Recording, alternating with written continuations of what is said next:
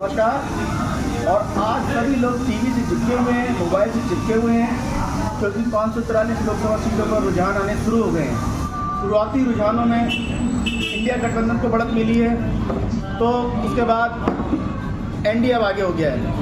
शुरुआत में तो मोदी जी पीछे हो गए थे 6,000 वोटों से, लेकिन अब 15,000 वोटों से आगे चल रहे हैं। स्मृति ईरानी पीछे चल रही है, हेमा मालिनी आगे चल रही है। पहले कंगना रनौत भी पीछे चल रही थी, लेकिन अब आगे चल रही है। इसी तरह अनुराग ठाकुर भी 64,000 वोटों से आगे चल रहे हैं। तो तमाम वीआईपीज आगे पीछे होते रह रहे हैं, लेकिन अब रुझान थोड़े बदलने लगे हैं। और इस समय जो सीटों पे अलग अलग राज्यों में चुनाव हो रहे हैं, ममता पश्चिम बंगाल, ममता 31 सीटों पे आगे चल रही है। जी हाँ, अपने दम पे ममता का दम अलग दिख रहा है। दिल्ली में जहाँ आप पार्टी आगे चल रही थी, अब पीछे हुई है। अब 6-1 का मामला फिलहाल चल रहा है इस समय करंट आंकड़ों के हिसाब से। और नैनीताल वीआईपी सीट पे अजय भट्ट आगे चल रहे हैं।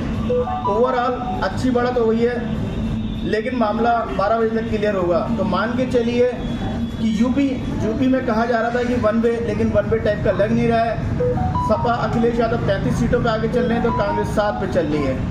50-50 लग रहा है, क्योंकि 80 सीटें हैं। इसी तरह महाराष्ट्र का भी आंकड़ा अभी पूरा क्लियर नहीं हो पाया है, वहाँ पे 48 सीटें हैं। पश्चिम बंगाल का हम बता ही चुके हैं, 42 सीटों पर ममता बनर्जी, और 40 सीटों पर वहाँ पे बिहार का। जी हाँ, बिहार बहुत महत्वपूर्ण जगह है, लेकिन एनडीए वहाँ आगे चल रहा है। इसी तरह मध्य प्रदेश की 29 सीटों पर, हालांकि एक सीट तो ऑलरेडी पहले से जीत चुके हैं, 2 सीटें का हो।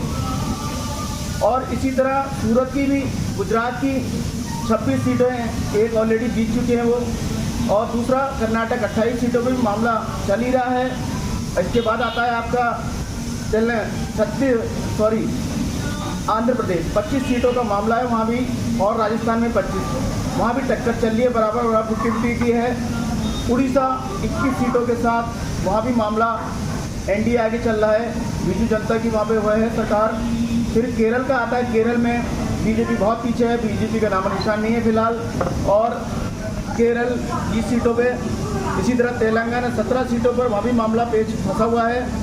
वहाँ पे असदुद्दीन ओवैसी आगे चल रहे हैं। जी हाँ, असदुद्दीन ओवैसी का।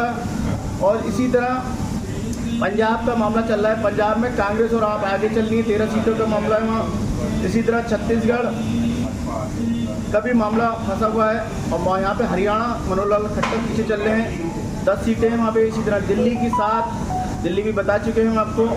और उत्तराखंड की में जो गोदियाल जी आगे चल रहे हैं फिलहाल, और बीजेपी 4 में आगे चल रही है। और हिमाचल की 4 सीटों पर। इस तरह हम आपको धीरे धीरे अपडेट देते रहेंगे और भी सीटों पर। धन्यवाद। मैं मनोज।